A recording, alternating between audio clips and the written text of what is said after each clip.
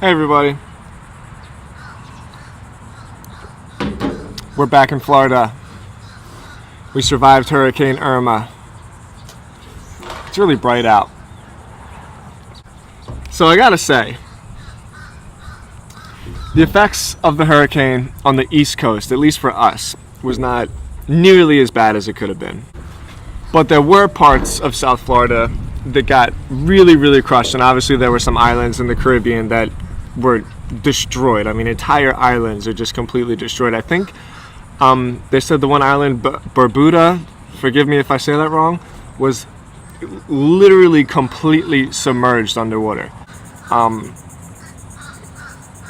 We got off really lucky, all things considering. I don't want to make it seem like it's better that we didn't get hit, like the people in the Keys got hit. But all things considering, like the amount of damage that would have been done here would have taken years and years to rebuild. It was just a really interesting experience because I didn't expect it to be the way that it was when I got back to Florida. So here, I'll tell you exactly what happened. It took us 17 hours to drive from Fort Lauderdale to Atlanta Airport. It was a mass migration. It was one of the most interesting experiences of my life. Like hundreds and thousands of people all crammed in a few key roads that get you out of South Florida. I stayed in Philly, and I actually kind of enjoyed myself in Philly. I just hung out with my family and rode out the storm. But when I came back, it was a lot stranger than I thought it would be. There were trees, huge trees. I'm not talking like little fern trees. I'm talking giant mangrove trees that were just completely ripped out. And when my flight was one of the first ones that ever got back to Fort Lauderdale, and driving on 95 home from the airport was so weird. We were the only person on the road, me and my Uber driver. We were the only person on 95. And I'm sure I-95 is pretty busy all up and down the East Coast, but from Miami to West Palm Beach, it's fucking anarchy. It's mayhem. Anytime you get on 95, you're pretty much risking your life. And to be the only person on the road, and to see all the power lines down, and to see all the trees ripped out and fences ripped out, you know, we lost all of our fences at my house. But you still felt like, man, we got off really lucky.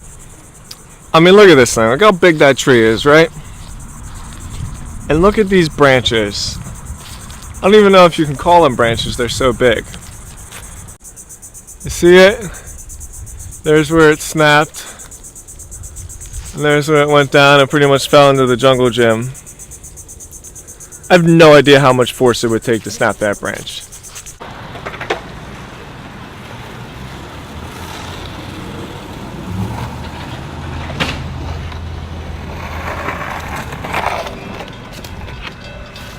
There's no way the size of that tree is gonna like adequately be portrayed through video.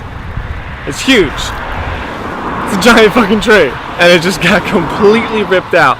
It's not like there was anything pulling on it, it was just wind. That's the crazy part about it, it was just wind. You don't think of wind as being like strong. Here, alright, I'm gonna go show you how big this thing actually is.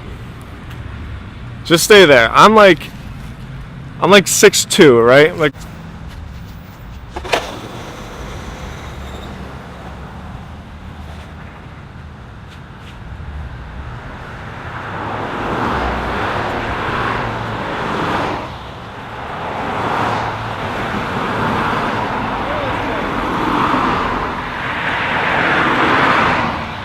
we got really lucky.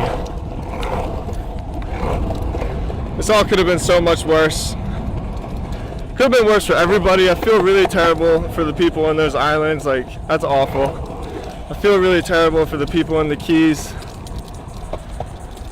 But man, you just look at what happened and you look at what could have happened. Could have been so much worse. Grateful everybody made it out safe. Something to just think about, man. We're really way more more vulnerable than we think.